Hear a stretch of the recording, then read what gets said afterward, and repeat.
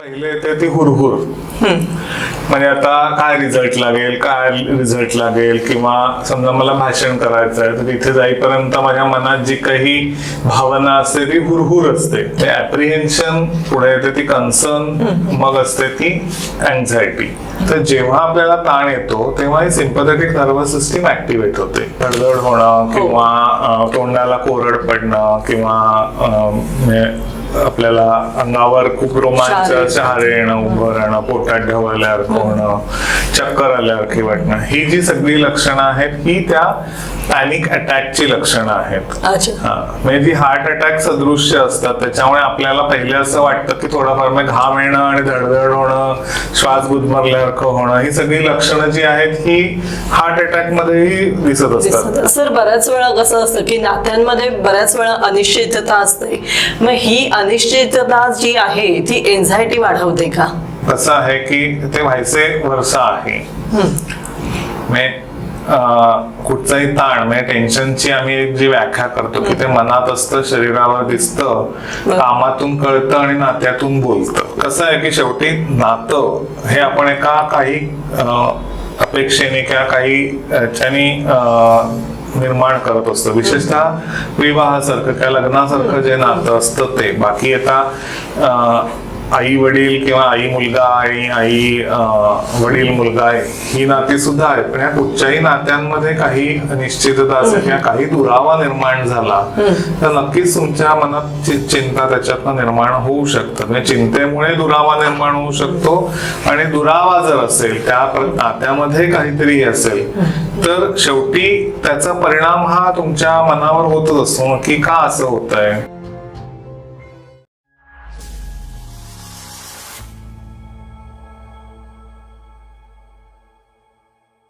नमस्कार, मी स्मिता तुमच्या सर्वांचं स्वागत करते आहे प्रायशी एजू पॉडकास्टमध्ये. आज आपल्या बरोबर आहे एक असाधारण व्यक्तिमत्व. अगदीच बघा, डोंबिवलीतले सुप्रसिद्ध मनोचिकित्सक डॉक्टर अद्वैत पाध्ये. सर, तुमचं आमच्या शोमध्ये खूप खूप स्वागत आहे. मी तुम्हाला डॉक्टरांची थोडक्यात ओळख करून देते. डॉक्टरांनी post graduate in psychiatry with distinction केलेलं आहे. ते सुद्धा सेथ NSG मेडिकल कॉलेजमधून आणि KEM हॉस्पिटलमधून, तसेच KJ सोमय्या मेडिकल कॉलेजमध्ये सायकॅट्री डिपार्टमेंटमध्ये ते 3 वर्ष लेक्चरर म्हणून सुद्धा कार्यरत होते. आणि सध्या डोंबिवलीमध्ये मानस सायकोलॉजिकल हेल्थ सेंटर गेली 27 वर्षे कार्यरत आहे. त्याचप्रमाणे सरांनी 450हून अधिक लेख लिहिलेले आहेत. विविध वृत्तपत्रांमध्ये त्यांचे लेख प्रसारित झालेले आहेत. सरांची स्वतःची 4 पुस्तकं प्रकाशित झालेली आहेत आणि 5वं पुस्तक त्यांचं आता प्रकाशित होण्यात आहे. त्याच प्रकारे सरांनी 500हून अधिक व्याख्यानं केलेली आहेत आणि मानसिक आरोग्याविषयी जनजागृतीपर कार्यक्रम सुद्धा केलेले आहेत. सरांना आपण नेहमीच वेगळ्या वेगळ्या TV चॅनेलवर बघतच आलेलो आहोत, जसं की दूरदर्शन आहे, IBN लोकमत आहे, झी 24 तास आहे आणि त्याचप्रमाणे सरांना अनेक पुरस्कारांनी सन्मानित करण्यात आलेलं आहे. आज सर आपल्याबरोबर मानसिक आरोग्य, चिंता आणि त्याचं व्यवस्थापन या विषयावर सर आपल्याकडे विचार मांडणार आहेत. चला तर आजच्या आपल्या या पॉडकास्टला सुरुवात करूया. सर, मला सगळ्यात आधी तर आमच्या प्रेक्षकांना हे सांगा की चिंता आणि डिप्रेशन यामध्ये वेगळं असं काय आहे? कसं आहे की जेव्हा कुठची तणावदायक परिस्थिती येते किंवा ताण येतो कोणालाही, तर पहिले जी निर्माण होते म्हणजे तर चिंता आणि नैराश्य याच्यापैकी पहिली जी निर्माण होते ती चिंता असते. पण ती चिंता सुद्धा प्रत्येक वेळेला त्या चिंतेच्याच लेव्हलला असेल असं नाही. तर पहिले मराठीत सांगायचं झालं तर पहिले येते ती हुरहुर. म्हणजे आता काय रिझल्ट लागेल किंवा समजा मला भाषण करायचं आहे तर तिथे जाईपर्यंत माझ्या मनात जी काही भावना असते ती हुरहुर असते किंवा इंग्लिशमध्ये त्याला ऍप्रिहेन्शन असं म्हणतात. तर ती ऍप्रिहेन्शन जी भावना असते ती सुरुवातीला असते. मग आपल्या मनात येते समजा की पुढे जाऊन की माझा रिझल्ट चांगला नाही लागला तर, मला असं झालं तर, किंवा कोण काय बोलेल मला, कसं होईल माझं, असे जे विचार येतात ते असतात ते काळजी. किंवा कसं लागेल, सगळं छान होईल ना, सगळं छान व्हायला पाहिजे असं जे वाटतं ते काळजी.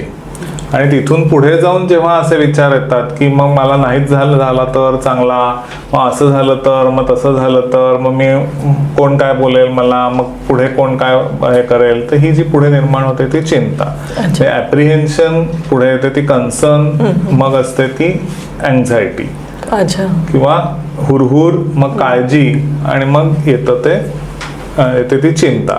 आणि मग ही चिंता जेव्हा बराच काळ समजा आपल्या मनात जर राहत असेल, सारखी चिंता मनात राहत असेल, तर त्या चिंतेचं रूपांतर पुढे निर्माण होऊ शकतं ते वैफल्यामध्ये, आणि वैफल्यातून निर्माण होतं ते नैराश्य.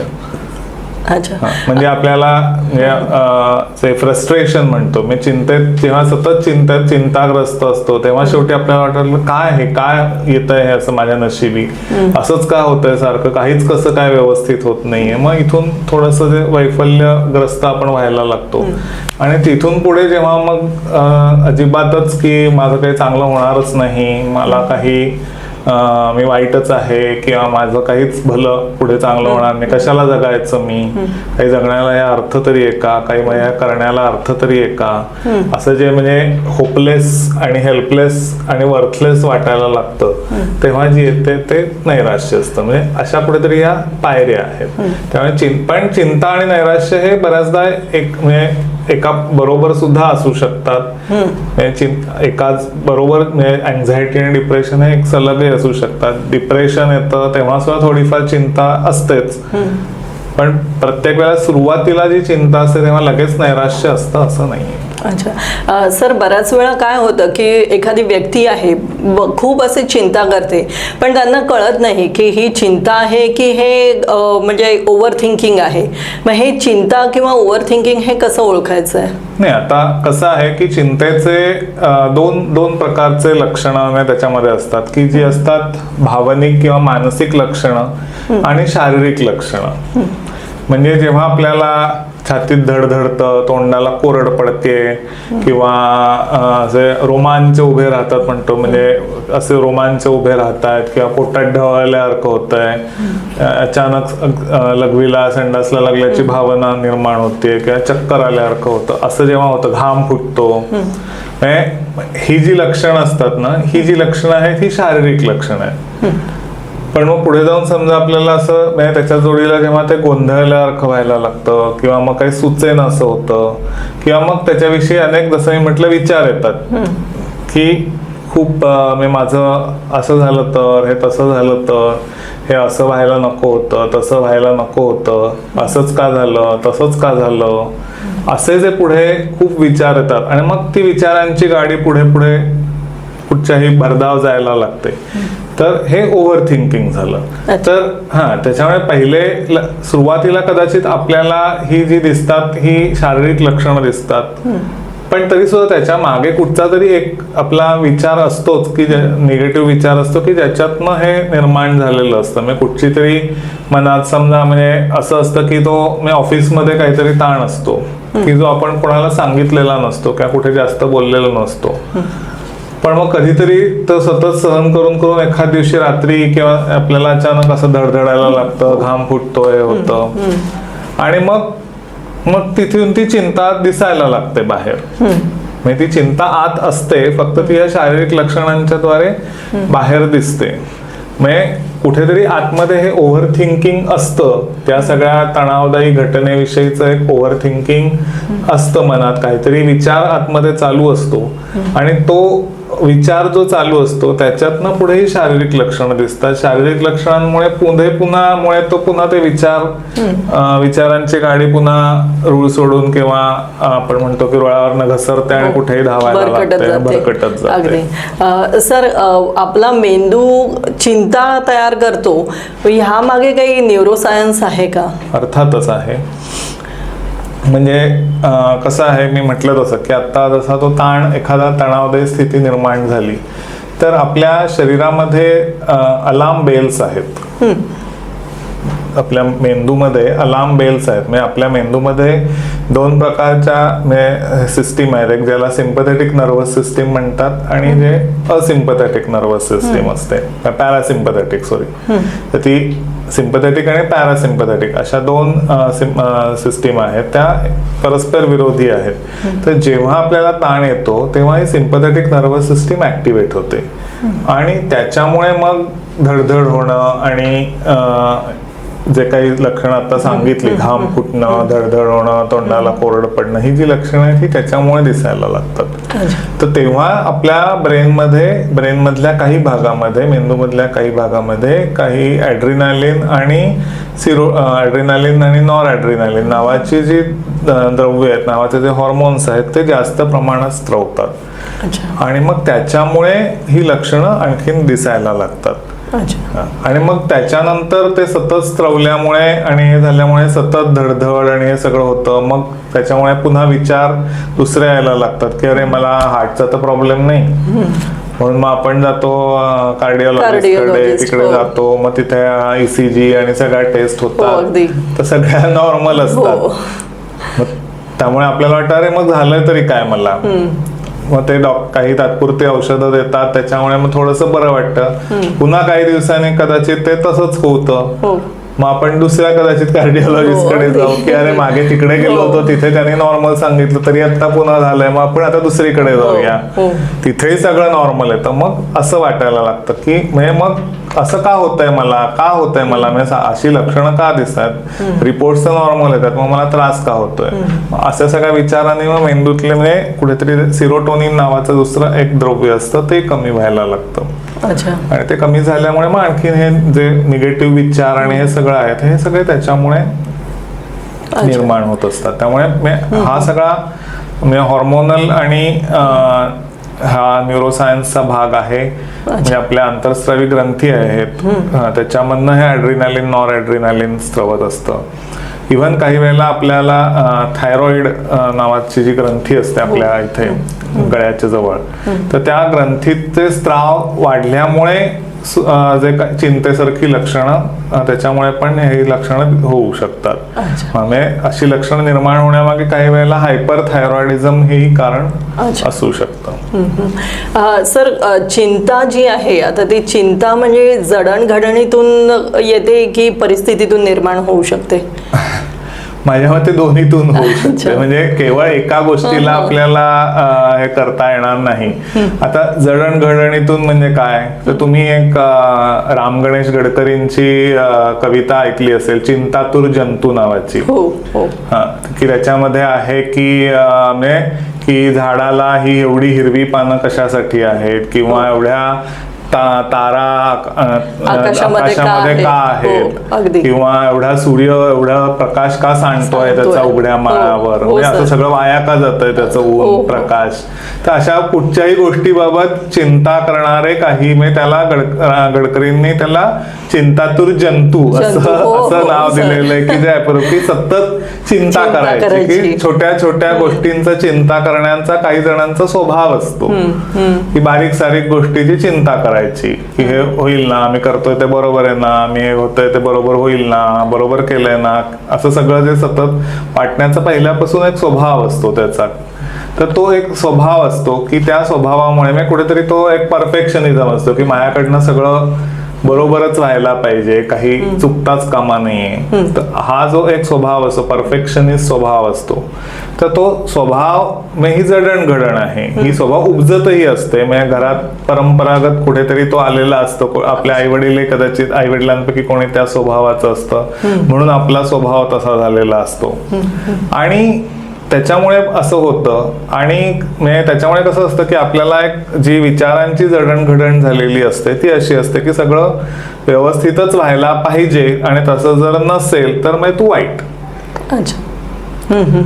मग त्याच्यामुळे मग ते व्हायलाच नको असं जे सगळं होतं. आणि मग कधीतरी परिस्थिती जी अशी येते की परिस्थितीमध्ये की काहीतरी आपल्याकडनं सारख्या चुका होतात, किंवा चूक नसताना सुद्धा आपल्याला कायला ऑफिसमध्ये समजा कोणी बोललं, काहीतरी फारशी मोठी चूक नसताना सुद्धा वरिष्ठांनी आपल्याला खूप काहीतरी बोललं किंवा हे झालं, किंवा परीक्षेत कमी मार्क मिळाले, म्हणजे जेवढी अपेक्षा होती त्याच्यापेक्षा कुठेतरी कमी मार्क मिळाले. तर मग अशा वेळेला काय होतं की अरे म्हणजे कुठेतरी तो परफेक्शनिझम नाहीये तिथे, की तू काही बरोबर करत नाहीयेस, म्हणजे सगळं व्यवस्थितच पाहिजे, बरोबरच पाहिजे, मला कायम यशच मिळायला पाहिजे, अशी जी कुठेतरी धारणा असते ज्याला आम्ही इररॅशनल थिंकिंग किंवा अविवेकी विचार असं म्हणतो. मग तसे ह्या जडणघडणीतून हे विचार कुठेतरी असतात आलेले, म्हणजे ते स्वभावात असतात किंवा घरातही तसंच वातावरण असल्यामुळे त्या जडणघडणीतून ते आलेले असतात. आणि मग परिस्थिती अशी निर्माण, अशा काही परिस्थिती जेव्हा येते तेव्हा मग माणूस विचार करतो की अरे मला कसे एवढे कमी मार्क मिळाले, म्हणजे माझंच काहीतरी चुकलंय का, म्हणजे मी वाईटच आहे, म्हणजे मग तिथून चिंता सुरू होते. आणि मग चिंतेतून मग पुढची लक्षणं दिसायला लागतात. त्यामुळे दोन्हीचं कुठेतरी एकत्र हे आहे. म्हणजे आपण जी मगाशी बघितली ती तशी बायोलॉजिकल रिझन्स होती, तसं जडणघडण आणि परिस्थिती हे वैचारिक जडणघडण किंवा आपण म्हणूया मानसिक जडणघडण ही हे एक आहे. आणि मग परिस्थितीमुळे ते होऊ शकतं, परिस्थितीजन्य याच्यामुळे ते होऊ शकतं. सर, बऱ्याच वेळा एखादी व्यक्ती जेव्हा चिंता करते तेव्हा ती बाहेरून खूप नॉर्मल दिसत असते, असं का असेल सर?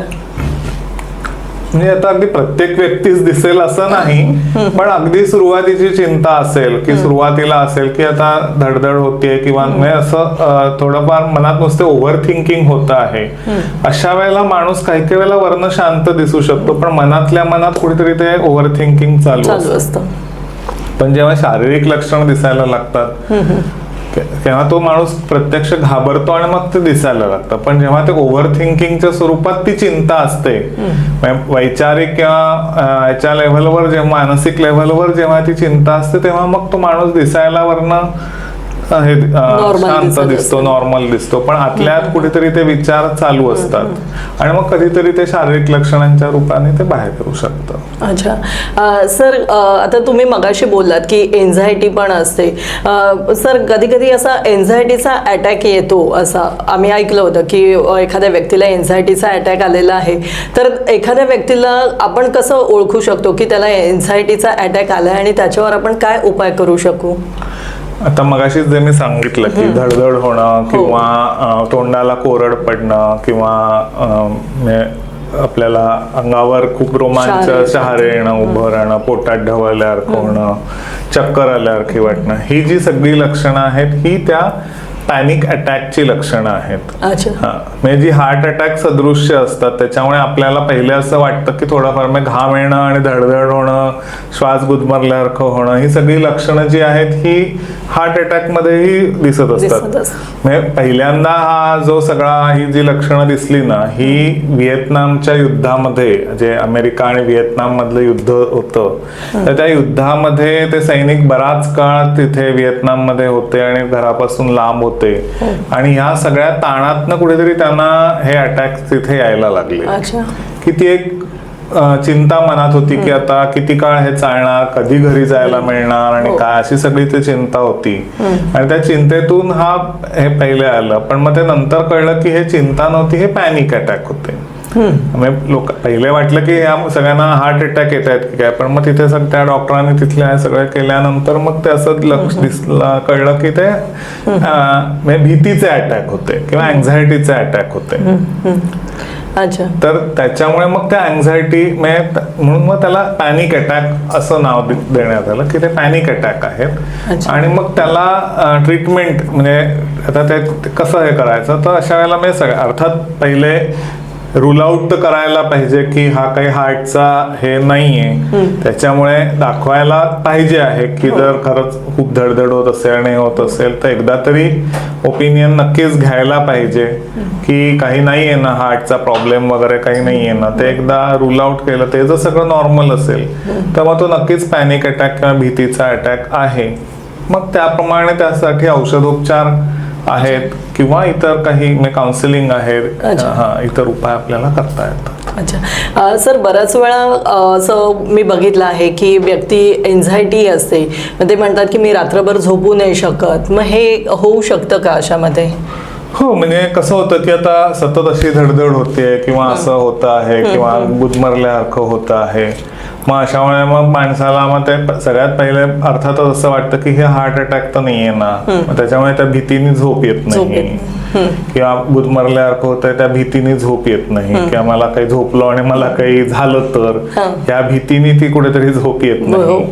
किंवा अशी लक्षणं नसली तरी सुद्धा काही वेळेला हे निगेटिव्ह विचार येत असतात की होईल ना सगळं बरोबर, ह्याचं कसं होईल, तो त्या मुलगा कुठे दुसरीकडे असेल, मग तो झोपला असेल ना, तो सगळं बरोबर करत असेल ना, किंवा परीक्षा असेल मुलाची किंवा आणखीन कोणाची, तर ते सगळं बरोबर होईल ना, त्याचं सगळं व्यवस्थित होईल ना, ह्या सगळी ज्या ही चिंता असते त्या नुसत्या विचारांनी पण मग ती अर्थातच मग झोपेवर परिणाम होतो. आता तो 2-3 प्रकारे होऊ शकतो, म्हणजे 2 प्रकारे शक्यतो होतो अँझायटीमध्ये, चिंतेमध्ये, की जेव्हा तुम्ही झोपायला जाता तेव्हा हे सगळे विचार मनात येतात, आडवं होतात आणि ते झोपायला बघत असतात, तेव्हा या विचार कुठेतरी मनात गर्दी करायला लागतात आणि मग त्याच्यामुळे ती झोप येत नाही, म्हणजे उशिराने झोप लागणं हे पहिलं म्हणजे बऱ्याचदा होतं. किंवा सुरुवातीला झोप लागते आणि मग कुठेतरी पुन्हा मनात विचार येतात, किंवा टॉयलेटला लागते आणि याच्यानंतर उठतो आणि मग पुन्हा चिंतेचे विचार मनात येतात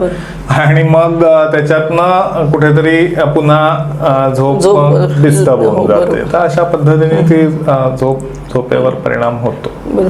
सर, आपण आता मगासपासून चिंतेवर बोलतोय, तर हे चिंता दूर करण्यासाठी आपण मेडिटेशन करू शकतो का? हो, अर्थातच ना.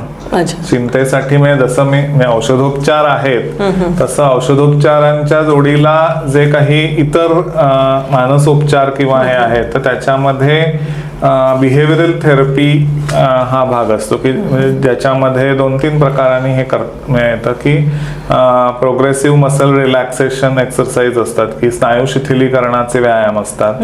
कारण कसं होतं की जेव्हा अँझायटी असते किंवा चिंता असते तेव्हा आपल्या शरीराच्या वेगवेगळ्या भागातले स्नायू पण असे कॉन्ट्रॅक्ट होतात, आकुंचित होतात आणि मग काय काय ते दुखायला पण लागू शकतात. तर ते सगळं होऊ नये म्हणून मग तो स्नायू शिथिलीकरणाचे व्यायाम आणि मग त्याच्या थ्रू मग ते एकदा शिकले की त्याच्यातनं पुढे जाऊन तुम्ही मेडिटेशन वगैरे हे करू शकता. कारण जोपर्यंत तुमचं बाकी सगळं सिम्पटम्स आहेत तोपर्यंत तुम्ही मेडिटेट तर नाहीच करू शकता. त्याच्यामुळे पहिल्या आधी तुम्हाला हे कुठेतरी रिलॅक्स व्हायला लागतं. त्यामुळे जे किंवा योगामध्ये जे शवासन आहे किंवा स्नायू शिथिलीकरण थोडेसे एकाच पद्धतीचे ह्या गोष्टी आहेत दोन्ही हे, तर ते करून पहिले आधी स्वतःला रिलॅक्स करणं हा पहिला भाग असतो. आणि मग एकदा ते जमायला लागलं, ते बरोबर जमायला लागलं की मग पुढची स्टेप म्हणजे ही मेडिटेशन आहे. कारण तुम्ही जेव्हा चिंताग्रस्त आहात तेव्हा तुम्ही कितीही सांगितलं तुम्हाला की तू ध्यान लावून बस आणि एक किंवा नुसतं श्वासावर लक्ष केंद्रित कर सांगितलं तरी केंद्रित करता करता ते सगळे विचार आपल्या मनात गर्दी करतात आणि मग काही त्या श्वासावर काही लक्ष जात नाही किंवा काही तसं होत नाही.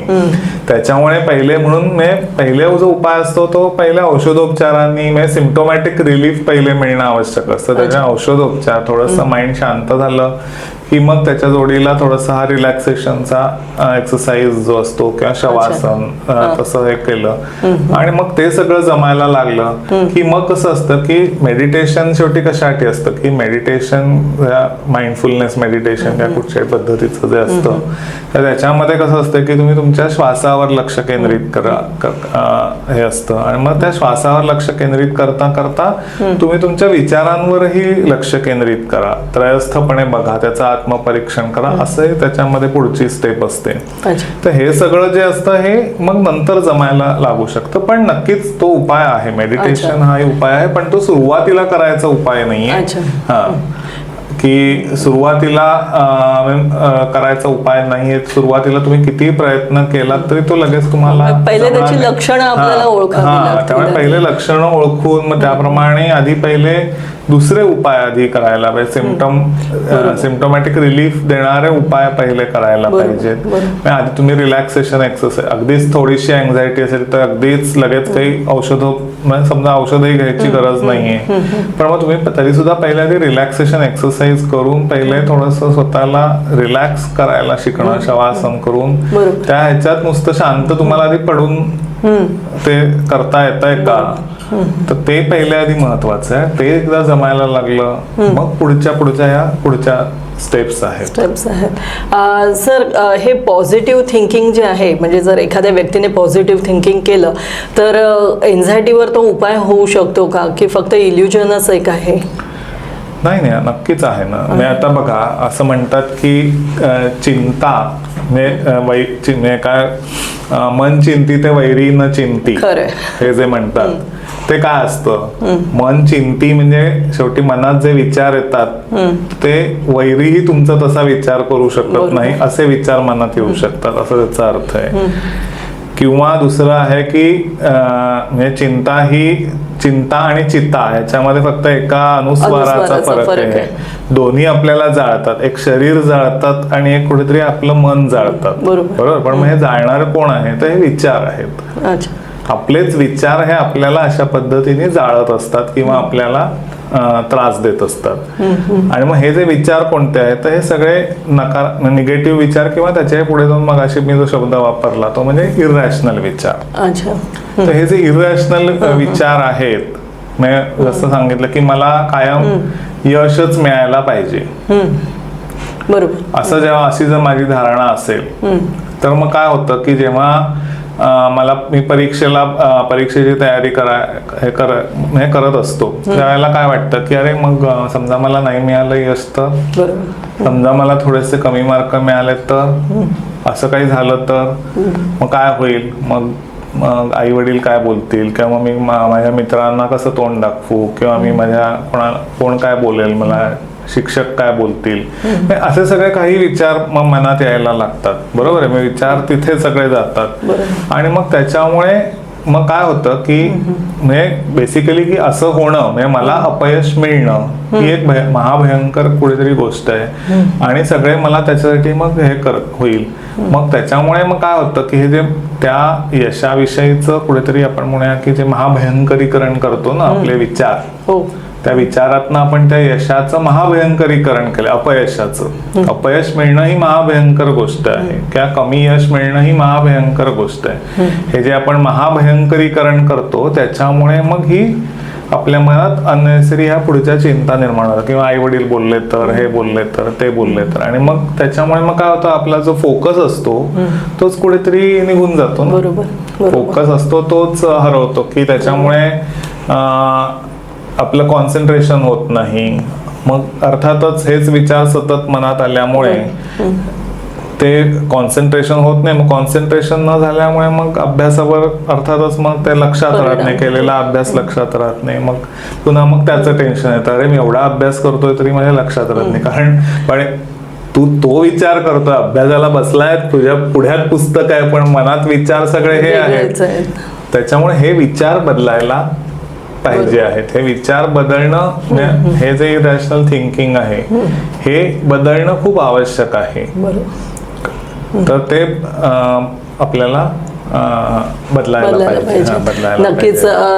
जेव्हा एखाद्याला चिंता असते तर त्याने डॉक्टरांकडे जावं की स्वतःवरच काहीतरी काम करायला पाहिजे आहे?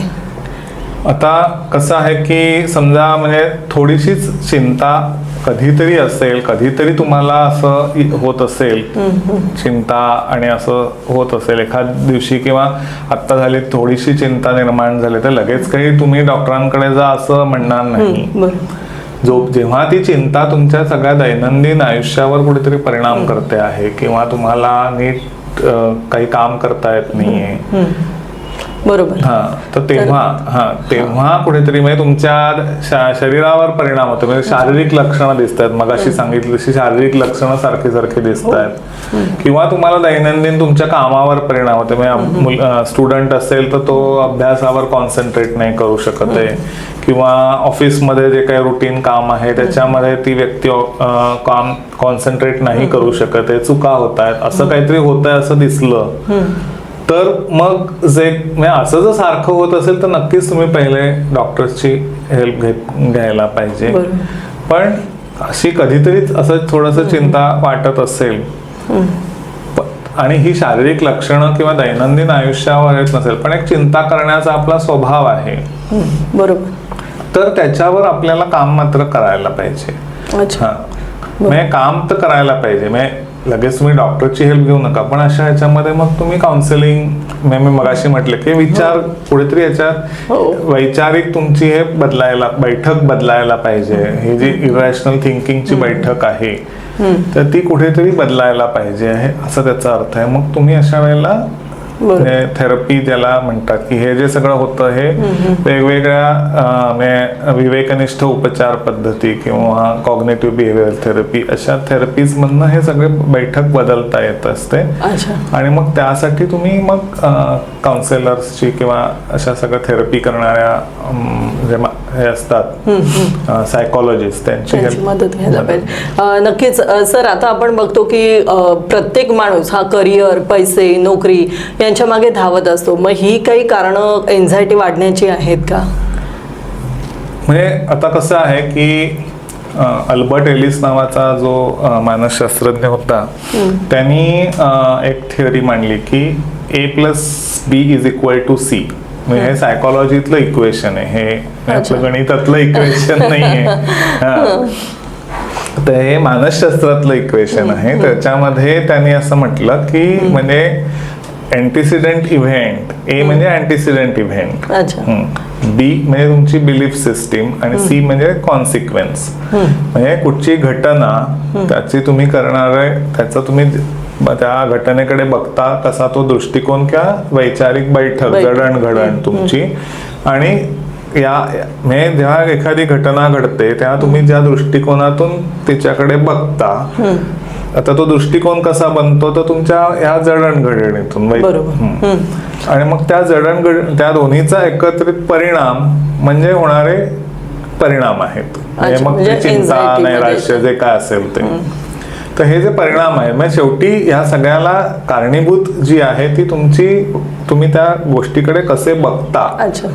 मग ते तुम्ही नोकरी असू दे, पैसे मिळवणं असू दे किंवा काही हे असू दे, तर ह्या सगळ्या गोष्टीकडे म्हणजे आता की समजा एखाद्या व्यक्तीचा अशीच धारणा असेल की मी कायम पुढेच असायला पाहिजे, मला कायम महत्वच मिळायला पाहिजे किंवा मला सगळ्यात टॉपच मार्क मिळायला पाहिजेत, मी श्रेष्ठच असायला पाहिजे, अशी जर एखाद्या व्यक्तीची जर धारणा असेल आणि त्या धारणेने ती व्यक्ती कायम काम करत असेल तर जोपर्यंत यश मिळतंय तोपर्यंत ती व्यक्ती आहे व्यवस्थित सगळं मनासारखं होतंय तोपर्यंत काही होणार नाही. पण जरा कुठेतरी कधी ना कधीतरी हे होऊ शकतं ना. शेवटी कायम तुम्ही काही टॉपला राहू शकत नाही. मग कधीतरी काहीतरी थोडस जरी इकडे तिकडे झालं तर मग अशा व्यक्ती पटकन चिंताग्रस्त होऊ शकतात. किंवा त्या राहायचं आहे त्या ह्याच्यावर यासाठी जो आटापिटा करायला लागतो त्याच्यामुळे त्यांना चिंतेचे दुसरे विकार होऊ शकतात. चिंतेचे वेगवेगळे विकार त्याच्यातनं होऊ शकतात. मग ही चिंता शरीरावर जाऊ शकते.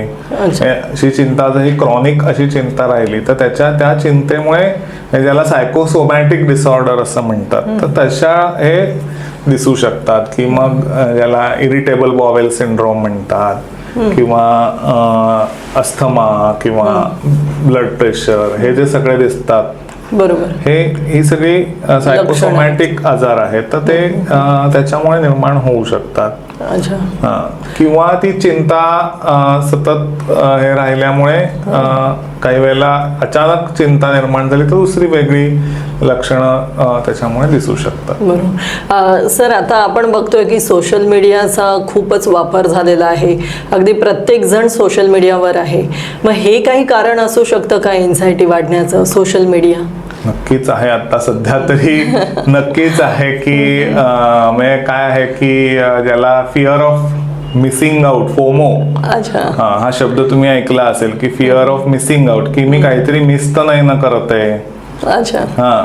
की समजा मला थोडा वेळ जरी इथे मोबाईल नाही मिळाला, हातात नसेल तरी मग असं अस्वस्थ व्हायला होणं किंवा थोड्या वेळाने सारखं मोबाईल घेऊन सारखं उगाचच हे स्वाईप करत राहणं किंवा स्क्रोल करत राहणं.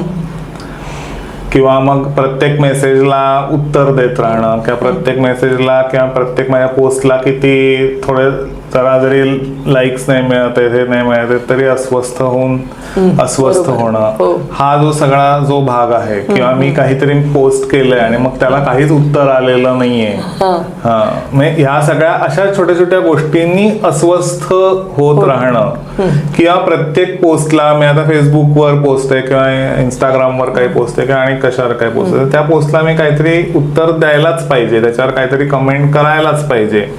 ती केली नाही तर म्हणजे मग किती हे आहे, तर मग माझं मत कसं कळणार लोकांना, असं काही नाहीये ना.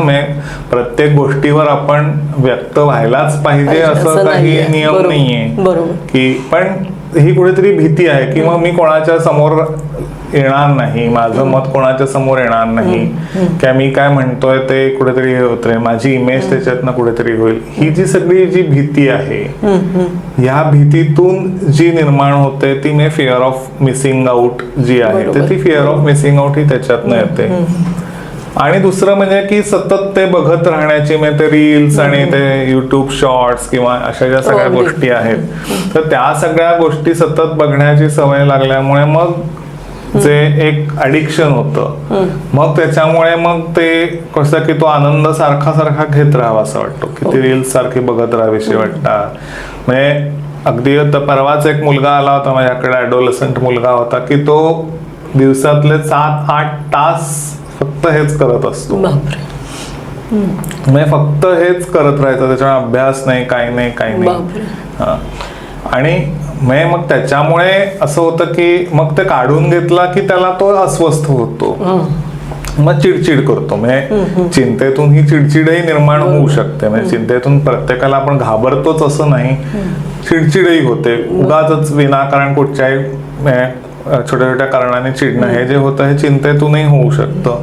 तर ते तसं कुठेतरी इथे होतं की मग आई वडिलांवर चिडचिड करणं किंवा आणि कोणावर आजूबाजूच्यांवर चिडचिड करणं हे त्या चिंतेतून कुठेतरी होत असतं की मला हातात तो आनंद कुठेतरी माझ्यापासून हिसकावून घेतलाय किंवा हिरावून घेतलाय, आणि मग त्या चिंतेतून ही चिडचिड निर्माण. बरोबर. सर, तुम्ही आता बोललात की एक मुलगा तुमच्याकडे आला होता, त्याच्याकडे मोबाईल दिला नाही तर तो खूप चिडचिड करायचा. मग ही कुठेतरी आपली जी शिक्षण पद्धती आहे, तर या शिक्षण पद्धतीमुळे एन्झायटी वाढते का सर? शिक्षण पद्धतीमध्ये म्हणजे म्हणजे आता ज्या सगळ्या प्रत्येक ह्याला ज्या एंट्रन्स एक्झाम झालेल्या आहेत ऑलमोस्ट सगळ्याच, म्हणजे फक्त मेडिकल आणि इंजिनिअरिंगला नाही तर सगळ्याच कोर्सेसना आता हे आहेत. एक प्रकारे आता संख्या विद्यार्थ्यांची वाढल्यामुळे आणि प्रत्येकाला जास्त संधी मिळावी ह्या दृष्टीने ते योग्यही आहे, पण त्याचे काही ते साईड इफेक्ट आहेत. त्याच्यामुळे मग ती काय स्पर्धा वाढलेली आहे. मग आपल्याला पण चांगल्यातलं चांगलं कॉलेज मिळायला पाहिजे असं प्रत्येकाला वाटत राहतं. पुन्हा इथे मी म्हटलं तसं की दृष्टिकोन, सगळ्याच मुलांना त्याचं टेन्शन येतं अशातला भाग नाहीये. तर मग अशा वेळेला मग तिथे एक तर पालकांचं तरी प्रेशर असतं की या सगळ्यामुळे पालक तो एक कुठेतरी एक प्रेस्टिज इश्यू करतात की माझ्या मुलाला छान मोठ्या ह्या IIT मध्येच ऍडमिशन मिळायला पाहिजे. पण अरे आपल्या मुलाची तेवढी कुवत आहे का? ठीक आहे, हुशार असेल, पण हुशार असणं आणि IIT मध्ये मिळण्या इतपर्यंत हुशार असणं याच्यामध्ये कुठेतरी फरक आहे ना. मग त्या अपेक्षांचं ओझं कुठेतरी त्या मुलावर येतं आणि मग तो चिंताग्रस्त होऊ शकतो, त्याच्यावर त्याचे परिणाम होऊ शकतात. पालकांनी नाही दिलं तरी काय केलं, मुलांचीच ती स्वप्न असतात, ते आपली कुवत ओळखत नसतात आणि मग मला इथेच IIT मध्ये ऍडमिशन मिळायला पाहिजे किंवा या मेडिकल कॉलेजमध्ये ऍडमिशन मिळायला पाहिजे किंवा असं की त्याच्यामुळे मग किंवा दुसरं असं होतं की शिक्षण पद्धतीमध्ये म्हणजे आजकाल इव्हन जे काही सगळे क्लासेस आहेत, मग ते आता क्लासेसवाले अर्थात ते क्लासेसमध्ये ऍडमिशन घेतल्यावर सगळेजण ते मुलांना त्याच दृष्टीने तयार करण्याचा प्रयत्न करतात. पण प्रत्येक मुलाची तशी कुवत असते असं नाहीये ना. प्रत्येक मुलगा शाळेतला का असू दे किंवा कॉलेजमधला असू दे किंवा क्लासमधला असू दे, तो काही प्रत्येक मुलगा IIT लेव्हलचा किंवा प्रत्येक मुलगा अगदी टॉप क्लासच्या मेडिकल कॉलेजच्या लेव्हलचा असेल असं नाहीये. पण मग ते दडपण येतं या सगळ्या ह्याच्यातनं कुठेतरी दडपण येतं, पण ते किती घ्यायचं हे मी जसं म्हटलं की शेवटी आपल्या दृष्टिकोनावर आहे, त्याचं दडपण किती घ्यायचं हे शेवटी आपल्या हातात आहे. हो बरोबर.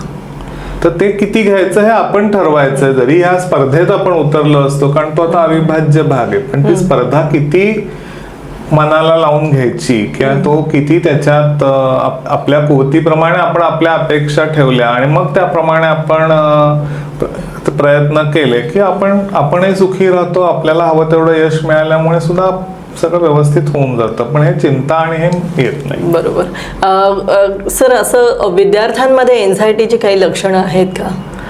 हो, विद्यार्थ्यांमध्ये जे दिसतात हे की या चिंतांमुळे मग काही वेळेला आता शाळेला न जाणं किंवा बरोबर शाळेची वेळ झाली की पोट दुखायला लागणं, शाळेची वेळ झाली की डोकं दुखायला लागणं. तर अशा पद्धतीची जी लक्षणं आहेत किंवा उलटी आल्यासारखं होणं, मग शाळेची वेळ गेली निघून की ते मूल एकदम सगळं परत नॉर्मल होतं. तर ती कुठेतरी असं सारखं सारखं होत आहे, तेव्हा कुठेतरी त्याचं कारण काहीतरी आहे, त्याला स्ट्रेस आहे, काहीतरी चिंता आहे मनात, म्हणून ते शरीरावरती जी चिंता आहे ती शारीरिक लक्षणातनं दिसते की ती तेवढ्या काळापुरती येते. म्हणजे आपल्याला वाटतं की तो नाटक करतोय, बरोबर, पण ते नाटक नसतं. म्हणजे एखाद वेळेला अगदी असेल, तात्पुरतं असेल तर ठीक आहे, पण सततच असं होत असेल तर मात्र त्याच्या मनात काहीतरी ते टेन्शन असतं कुठच्या तरी पद्धतीचं. म्हणजे एकतर ते बरोबरच्या काहीतरी मुलांमध्ये काहीतरी झालेलं असू शकतं किंवा कोणी बुलिंग केलेलं असू शकतं किंवा शिक्षकांविषयीची भीती असू शकते काही वेळेला, बरोबर, किंवा इन जनरल अभ्यासाविषयीचा तिटकारा असू शकतो. तर अशी काही कारणं, वेगवेगळ्या पद्धतीची कारणं असू शकतात की ज्याच्यामुळे ती चिंता ही अशा शारीरिक लक्षणांद्वारे तरी दिसते किंवा मग शाळा बुडवणं, शाळेला न जाणं. म्हणजे बरेच मुलं शाळेला जातात, शाळेच्या वेळेला जातात, पूर्ण शाळेचा वेळ घराबाहेर बसून राहतात आणि मग वेळ झाली की परत घरी परत यायची वेळ झाली की येतात. म्हणजे हे जे आहे असंही कितीतरी मुलं करतात. किंवा लहान मुलं असतील तर ते मग शाळेत गेल्यावर खूप रडायला येणं आणि मग हे होणं असं होतं. तर ही सगळ्या वेगवेगळी अशी लहान वयात थोडी वेगळी दिसतात, मोठ्या वयात थोडी वेगळी दिसतात. तर अशा प्रकारची लक्षणं. अच्छा सर, गर्भवती स्त्रियांमध्ये एन्झायटी कशी हाताळायला पाहिजे? गर्भवती स्त्रियांमध्ये जेव्हा त्या हे असतात, गरोदरपणी जी असते ती जी चिंता असते ती अर्थातच म्हणजे कशी असते की पुढे कसं आपल्याला, कारण आता एक आयुष्यात नवीन फेज सुरू होणार असते आणि मग अशा वेळेला प्रत्येक स्त्रीलाच, विशेषतः आजकालच्या काळात जेव्हा विभक्त कुटुंब पद्धती आहे तेव्हा हेल्प किंवा मदतीला, पूर्वी कसं असतं की एकत्र कुटुंब पद्धती असायची, त्याच्यामुळे घरात वेगवेगळ्या अनेक स्त्रिया असायच्या घरात की ज्यांची आपोआपच हेल्प व्हायची या सगळ्या ह्याच्यामध्ये. पण तसं नसतं. तर त्याच्यामुळे किंवा समजा ती स्त्री वर्किंग वुमन असेल तर मग ठीक आहे, मॅटर्निटी लिव्ह वगैरे सगळं आजकाल मिळतं, पण तरी सुद्धा की नंतर पुन्हा कधी ना कधीतरी जॉईन व्हायचंय किंवा ते होईपर्यंत सगळं कसं आपल्याला जमेल का, काम जमत असतं पण हे सांभाळणं आपल्याला, मूल सांभाळणं जमेल का वगैरे, अशा पद्धतीची काळजी, चिंता असू शकते मला. मग अशा वेळेला जे आपण काउन्सिलिंग व्यवस्थित केलं की काय कसं असतं की एक व्यवस्थित त्यांना नॉलेज दिलं, व्यवस्थित ह्या गोष्टी कशा सांभाळायच्या ह्याचं एक व्यवस्थित त्यांना आपण माहिती दिली किंवा नॉलेज दिलं आणि त्याविषयी जे काही समजा त्यांचे काही इरॅशनल थिंकिंग असेल, निगेटिव्ह थिंकिंग असेल तर ते आपण हँडल केले. मग या गोष्टी काउन्सिलिंगने, नुसती जी चिंता असेल ह्या सगळ्या गोष्टींविषयीची तर ती आपल्याला काउन्सिलिंग मधनं हँडल करता येऊ शकते. अच्छा सर, बऱ्याच वेळा असं होतं की पुरुषांमध्ये सुद्धा एन्झायटी असते पण पुरुष ती दाखवू शकत नाही. मग अशा बाबतीत तुम्ही काय सांगाल सर? म्हणजे आता असं हा एक स्वभाव आहे किंवा हा एक आपली सामाजिक एक जळणघणे की पुरुषांनी व्यक्त व्हायचं नाही, परंतु असं नाहीये. म्हणजे पुरुषांनीही व्यक्त व्हायला पाहिजे. कारण कसं आहे की मनात ठेवून ठेवून उलट ते जास्त त्रासदायक होतं. जेव्हा तुम्ही एखादा ताण हा एखादी चिंता ही सतत मनात ठेवता बरोबर. तेव्हा ती कुठेतरी तुम्हाला आत्म त्रास देत असते. ते शरीरावर परिणाम करत राहते. सतत हे राहिलं तर मग अचानक म्हणजे बीपी डिटेक्ट होणं, लवकर तरुण वयात मग बीपी डिटेक्ट होणं, किंवा त्या सारख्या चिंतेमुळे लवकरच्या वयात डायबिटीस डिटेक्ट होणं, हे जे आहे. मग काय होतं की ह्या चिंतेमधनं मग तो चिंता लपवण्यासाठी मग स्वतः आनंद करण्यासाठी मग उगाच जंक फूड खाणं, हे खाणं, हे अशाकडे कुठेतरी कल जातो की तो आनंद तिथे अशी चिंता हे करण्यासाठी मग हे करायचं. किंवा मग बरेचसे पुरुष ती चिंता हे करण्यासाठी दारूचा सहारा घेतात. तर ह्या सगळ्या गोष्टींनी चिंता दूर होणार नाही. म्हणजे अगदी सांगायचं झालं तर या एन्झायटी डिसऑर्डरच्या उपचारांच्या इतिहासात असं आहे की पहिलं औषध जेव्हा निर्माण होण्यापूर्वी सुद्धा ह्या चिंतेच्या उपचारासाठी दारूचाच वापर करायचे. पण नंतर लक्षात आलं की त्याचे दुष्परिणाम आहेत आणि त्यांनी काहीच उपाय होत नाही. आणि मग नंतर पुढे औषधाचा शोध लागला वगैरे, हे भाग वेगळा आहे. पण कसं आहे की तो तेच आहे की तो अपाय आहे. तो तात्पुरतं तुम्हाला दारू काय असतं की ते एक इनेबियरंट आहे की थोड्या काळासाठी मेंदू बधीर होतो, पण पुन्हा ती उतरली की पुन्हा ती चिंता मनात येतच राहते. त्याच्यामुळे दारू हा त्याच्यावरचा उपाय नाही, उलट त्याचे दुष्परिणाम होतात. Alcohol also can induce anxiety. Alcohol induce anxiety अशी सुद्धा हे आहे की त्याच्यामुळे सुद्धा हे होऊ शकतं. त्याच्यामुळे कुठचंही व्यसन किंवा कुठचंही अशा नशिल्या पदार्थांचा वापर करणं, मग बरेचसे पुरुष हे जे म्हणतात ना निगेटिव्ह कोपिंग ज्याला म्हणतो, की ह्या निगेटिव्ह शैली वापरतात. की मग एकतर अशा गोष्टींचा हे करणं, किंवा मग काही वेळेला अननेसेसरी कुठेतरी बुवाबाजी किंवा या सगळ्या गोष्टींकडे जाणं,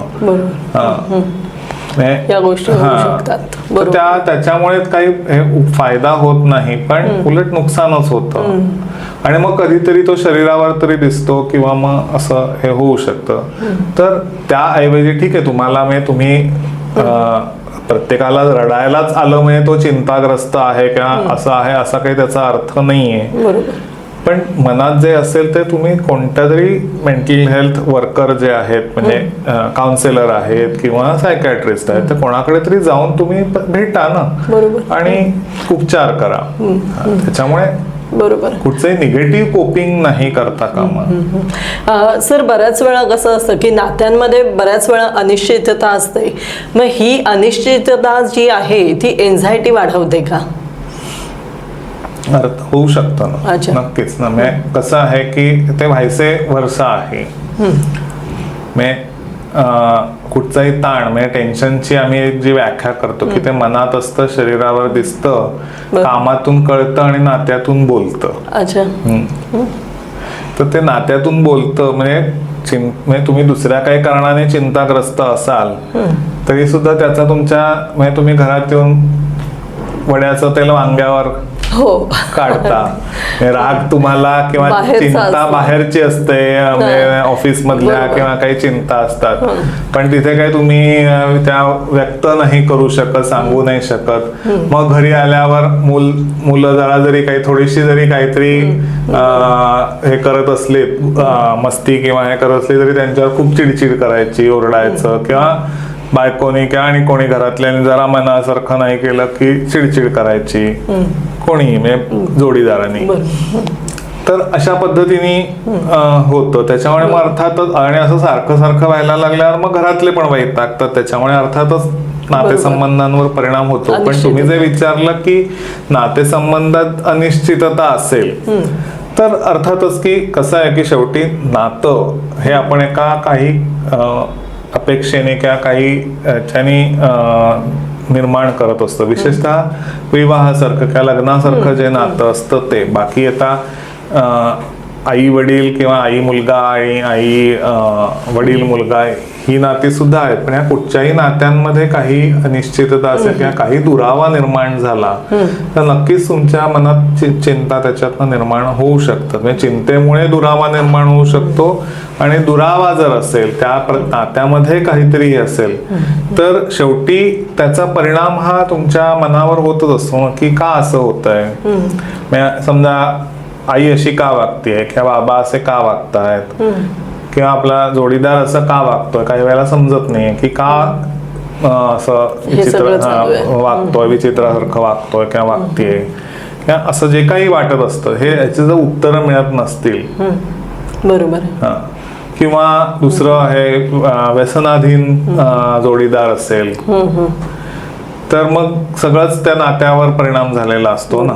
मग नक्कीच त्याच्यामुळे चिंता नक्कीच वाटत असते की त्याच्यामुळे व्यसनाचे जे दुष्परिणाम असतात त्याच्यामुळे पुन्हा आर्थिक प्रॉब्लेम्स निर्माण होतात, हे होतात, या सगळ्यामुळे सुद्धा चिंता वाढत असते. त्यामुळे कुठच्याही नातेसंबंधांवरचा मधला दुरावा हा चिंता वाढवत असतो.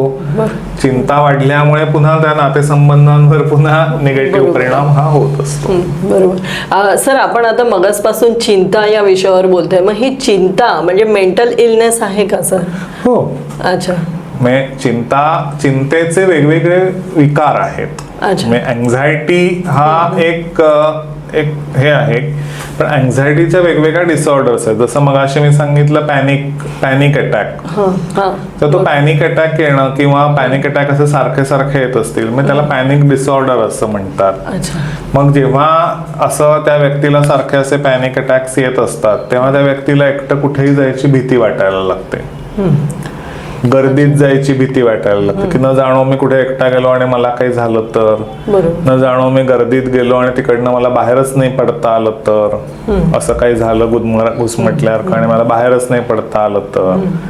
मग त्याच्यामुळे मग अशा सगळ्या गर्दीच्या ठिकाणाची, मग ती ट्रेन असू दे किंवा काही सिनेमा हे असू दे किंवा अशी काही गर्दीची ठिकाणं जायची भीती वाटते किंवा एकटं कुठेही जायची भीती वाटते. मग कोणाला तरी बरोबर घेऊनच जायचं, कोणी बरोबर असेल तर जाणार नाही तर जाणार नाही. तर हे जे सगळं आहे म्हणजे त्याला ॲगोराफोबिया, एकटं म्हणजे अशा ठिकाणी की जिथनं सुटका नाही, पटकन निघता येणार नाही तर अशा ठिकाणी जायची भीती वाटणं, तर तशी भीती निर्माण होते. तर तो एक ॲगोराफोबिया हा जो भाग आहे तो आहे. किंवा इतर सुद्धा सगळ्याचे फोबियाज आहेत. फोबिया म्हणजे तुम्हाला वाटणारी अकारण भीती, बरोबर आहे. तर मग ती सोशल फोबिया असतो की लोकांसमोर बोलण्याची भीती किंवा उंचीची भीती असते, उंचावरनं हे बघायची भीती असते, ज्याला ॲक्रोफोबिया असं म्हणतात. या सोशल फोबिया म्हणजे लोकांसमोर बोलण्याची, मीटिंग मध्ये बोलण्याची भीती. मग त्याच्यामुळे अर्थातच आता जे कॉर्पोरेट्समध्ये किंवा असं त्यांच्या मीटिंग असतात किंवा असं, मग तिथे जर बोलता येत नसेल किंवा मग ती हे वाटते किंवा कोणी नोकरीसाठी प्रयत्न करत असेल तर इंटरव्ह्यूला जायची जर भीती असेल तर मग तो तिथे असफल होऊ शकतो. त्याच्यामुळे मग ती भीती आणि हे वाढत जाऊ शकतं. तर ती एक भीती आहे. किंवा म्हणजे आता मध्यंतरी करोनाची साथ होती तेव्हा सुद्धा जी सगळ्यांना जी एक भीती वाटत होती, बरोबर आहे. तेव्हा ते आपण म्हणतो की ते करोना व्हायरस तर त्या विषाणूचं तर पॅन्डेमिक होतच, पण त्याच्या जोडीला ते एक भीतीचं पॅन्डेमिक पण होते की एक, बरोबर आहे. तर त्यामुळे ती भीती, फोबिया हे सगळे त्याच्यात येतात. तिसरं म्हणजे जे आहे की ऑब्सेसिव्ह कंपल्सिव्ह डिसऑर्डर, हे ऐकलं असेल, तोही चिंतेचाच विकार आहे. म्हणजे त्याच्यामध्ये असं होतं की वारंवार विचार मनात येतात, तोच विचार मनात येत राहतो. विचार म्हणा किंवा चित्र डोळ्यासमोर दिसत राहतात किंवा काहीतरी कल्पना मनात येतात किंवा गाणं नुसतं आपण एखादं गाणंच सतत मनात येत राहतं विनाकारण. तर आणि मग ते किती आपण थांबवायचा प्रयत्न केला तरी ते थांबवता येत नाही. मग त्याच्यातनं चिंता वाटायला लागते किंवा काही उगाचच म्हणजे हे एखादी गोष्ट ही इतक्या वेळेलाच मी करायला पाहिजे, मी ह्या गोष्टीला मी 6-7 वेळा टच केला तरच सगळं मग करायचं आणि मगच मी हे उचलणार. मी आता हा कप मला उचलायचा तर मी याला 1 2 3 4 5 एवढ्या वेळा उचलल्यावर आणि मगच उचललं तर ते बरोबर आहे. तसं नाही केलं तर ते चुकीचं आहे. तर अशा पद्धतीचे काहीतरी विचार येणं, मॅजिकल थिंकिंग ज्याला आम्ही म्हणतो, बरोबर. तर अशा पद्धतीचे विचार मनात येतात. मग ते विचार चुकीचे आहेत हे कळत असतं, बरोबर, ते चुकीचं आहे ते कळत असतं, पण ते थांबवता येत नसतं. त्याच्यामुळे मग अस्वस्थ व्हायला होतं, चिंता निर्माण होते. मग ती चिंता घालवण्यासाठी काहीतरी निरर्थक कृती करणं. म्हणजे माझे हात घाणेरडे आहेत असं वाटल्यावर सारखे हात धुवायचे. अच्छा. म्हणजे जे कोरोनामध्ये वाढलं होतं, कोरोनामध्ये म्हणजे मुळात आधी हात धुवा असं आपल्याला सारखं सांगितलेलं होतं, पण तरी पण मग ज्यांना ही भीती म्हणजे ज्यांच्या मनात हे होते, मग त्याच्यातनं हा ओसीडीचे विकार हे त्यावेळेला वाढलेले होते. अच्छा. तर त्याच्यामुळे वारंवार हात धुणं किंवा मग चेक करणं. म्हणजे आपण नॉर्मली सुद्धा आता घराबाहेर जाताना लॉक लागलाय की नाही ते 1-2दा ओढून चेक करतो.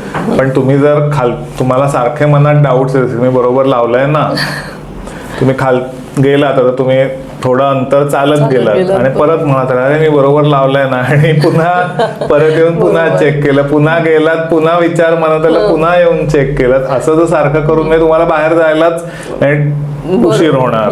बरोबर. तर अशा ह्याच्यात वेळ जातो सगळ्या ह्याच्यात. तर अशी वेळ जातोय, आपल्याला सगळ्याला उशीर होतोय कळत असूनही ते केल्याशिवाय समाधान मिळत नाही. अशी निरर्थक कृती. की अंघोळीला मग स्वच्छतेचं इतकं ते हे होतं की अंघोळीला म्हणजे अगदी 1-1 तास काय 3-3 तास लावणारे सुद्धा याच्यात पेशंट आम्ही बघितलेले आहेत. त्यामुळे असा हा ओसीडीचा विकार की त्याच्यामध्येही ती चिंता कुठेतरी असते. अशी तोही एक चिंतेचा विकार आहे. आणि तिसरं म्हणजे जनरलाइज अँझायटी, म्हणजे कुठच्याही गोष्टीची सतत चिंता वाटत राहते, बारीक सारीक गोष्टीची सतत चिंता वाटणं, हे वाटणं, सतत विचार मनात येणं, हा जो तिसरा. तर ह्या सगळ्या हे चिंतेचे वेगवेगळे विकार आहेत. अच्छा. सर, CBT म्हणजे काय, आणि ती म्हणजे ती एन्झायटीवर काही उपाय आहे का? हो, आहे ना. अच्छा. तर जसं मगाशी मी अल्बर्ट एलिस यांचं नाव घेतलं की त्यांनी जी हे केली थिअरी मांडली ती रॅशनल इमोटिव्ह बिहेवियरल थिअरी मांडली, आणि त्याच्यावरनं जी थेरपी झाली ती रॅशनल इमोटिव्ह बिहेवियरल थेरपी.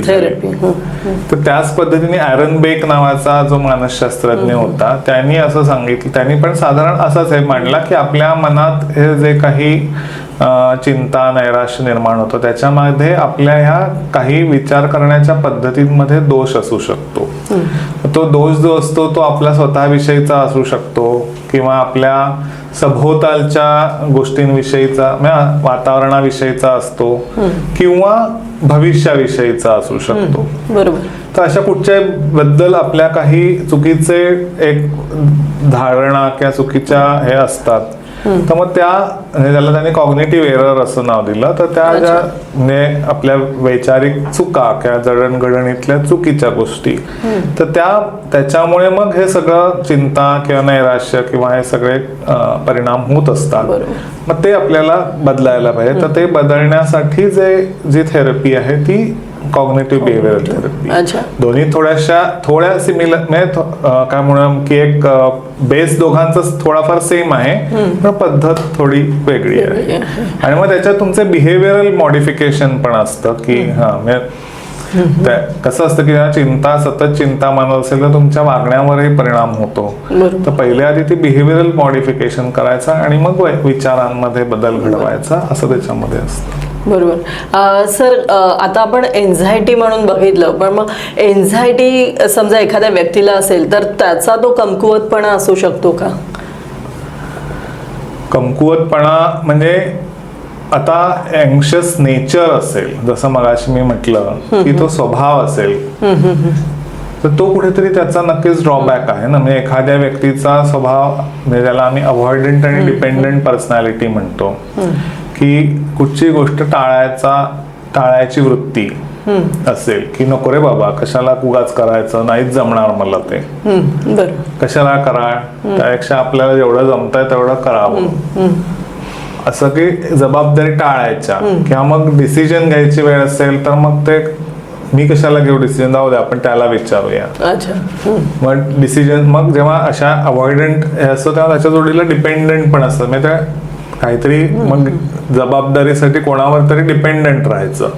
आपण नाही घ्यायची जबाबदारी, पण मग निर्णय घ्यायचा असतील, काही करायचं असेल तर मग कोणावर तरी कायम डिपेंडंट राहायचं. बरोबर. आणि मग काय होतं की त्या अवॉइडंट डिपेंडंट नेचरमुळे मग जेव्हा कुठची तरी जबाबदारी एकट्यावर पडतेच, मग अशा वेळेला मग ती चिंता निर्माण होऊ शकते. त्याच्यामुळे कुठेतरी हा जो स्वभाव आहे हा त्याच्यातला कमकुवतपणा म्हणण्यापेक्षा आपण तो एक हे आहे की त्याच्यातला तो विकनेस आहे किंवा त्याच्यातला त्या स्वभावामुळे तो पटकन चिंताग्रस्त होऊ शकत असतो. बरोबर. सर, बऱ्याच वेळा असं असतं की दुनियेला वाटतं की हां मी बिनधास्त आहे, पण तो आतून तो माणूस जो आहे तो खरं तुटलेला असतो. मग ह्याबद्दल तुम्ही काय सांगाल? म्हणजे थोडक्यात कसं असतं की तो एक मुखवटा घालून फिरत असतो. बरोबर. म्हणजे मुखवटा एक असतो की मुखवटा जगाला दाखवायला तो जरी हे असला तरी आतून कुठेतरी ती चिंता सतावत असू शकते. त्यामुळे की वरवरून हसत असतात, पण मग अशा व्यक्तींचे जरी चेहरा किंवा असं चेहऱ्यावर हास्य दिसलं तरी कसं असतं ना, डोळे हा आपल्या मनाचा आरसा आहे. बरोबर. डोळे नाही खोटं बोलत. तर त्या व्यक्तींचं कितीही तुम्ही डोळे बघा तर डोळे सांगतात की याच्या मनात कुठेतरी चिंता आहे किंवा काहीतरी हे आहे. पण मग अशी म्हटलं असं की शेवटी ह्याच्यातनं नुकसान काय होतं की शेवटी तुम्ही मुखवटा हे केलात, ठीक आहे, जगासमोर तो मुखवटा दाखवला काही तुमच्या म्हणजे असं असत की आता जे अशी ग्लॅमर वर्ल्ड मध्ये किंवा अशा ठिकाणी वावरणारे म्हणजे सगळे जे ऍक्टर ऍक्ट्रेसेस आणि अशी सगळी लोक आहेत त्यांना एक इमेज त्यांची हे करायची असते. त्या इमेज साठी तुम्ही तो मुखवटा घातला असेल तर ठीक आहे. बरोबर. पण तरी सुद्धा त्यांनी कुठेतरी या चिंतेवर उपाय करायला, मनातल्या चिंतेवर वेळीच उपाय करणं आवश्यक आहे. म्हणूनच आज आपण बघतो की त्याच्यामध्ये कितीतरी लोक एकतर मग असे चुकीच्या नशेच्या आहारी तरी जातात किंवा चिंता पुढे नैराश्य आणि त्यामुळे आत्महत्या या सगळ्या गोष्टींचे प्रमाण वाढत जातं. त्या क्षेत्रामध्ये ग्लॅमरच्या या वर्ल्ड मध्ये जास्त आहे. तर त्याच्यामुळे तुम्ही मुखवटे धारण करून नुसतं मुखवटे जगासाठी करा धारण, पण तुमच्या वैयक्तिक ह्या ज्या काही हेल्थच्या दृष्टीने आवश्यक आहे, मानसिक आरोग्याच्या दृष्टीने, त्याच्यावर तुम्ही उपाय हा करायलाच पाहिजे. सामान्य लोकांनी सुद्धा म्हणजे ग्लॅमर वर्ल्डचा हा एक भाग झाला, पण सामान्य लोकांनी सुद्धा की एक मी स्ट्रॉंग आहे हे दाखवण्याचा प्रयत्न तुम्ही जगासाठी करा, ठीक आहे, पण कुठेतरी आतल्यात हे ऍक्सेप्ट करायला पाहिजे की मला चिंता आहे. ते जेवढं लवकर तुम्ही तो स्वीकार कराल बरोबर तेवढं लवकर तुम्ही पुढच्या पायरीवर जाल की आपण उपाय करायला, त्याच्यावर काहीतरी उपाय मदत ही घ्यायला पाहिजे. ती घेतली तर नक्कीच तुमची नुसती इमेज नाही, मग कसं आहे कधी ना कधीतरी आपण म्हटलं की काय कोंबडं किती झाकलं तरी सूर्य उगवायचा थांबत नाही, तसंच आहे. त्याच्यामुळे तुम्ही कितीही मास्क घातला, मुखवटे धारण केले तरी कधी ना कधीतरी ते सत्य बाहेर येतच. अगदीच. सर, तुम्ही खूपच छान मार्गदर्शन करत आहात. मला असं वाटतं की आता आपल्यापैकी प्रत्येकाला चिंता म्हणजे काय आणि चिंतेवर उपाय काय, त्याचं व्यवस्थापन कसं करावं हे नक्कीच कळलं असेल. तुम्हाला सुद्धा जर सल्ला घ्यायचा असेल तर तुम्ही सरांच्या क्लिनिकमध्ये जाऊ शकतात. सरांचं डोंबिवलीमध्ये मानस सायकोलॉजिकल हेल्थ सेंटर आहे. सरांचे नंबर आपण खाली डिस्क्रिप्शन बॉक्समध्ये देणारच आहोत, प्लस जे आहे ते स्क्रीनवर येणारच आहेत. तर तुम्हाला सुद्धा सल्ला घ्यायचा असेल तर तुम्ही सरांच्या क्लिनिकमध्ये नक्कीच जाऊ शकतात. सर, तुम्ही आज आमच्या इथे आलात आणि एवढं छान मार्गदर्शन केलं त्याबद्दल धन्यवाद. खूप खूप धन्यवाद. थँक्यू.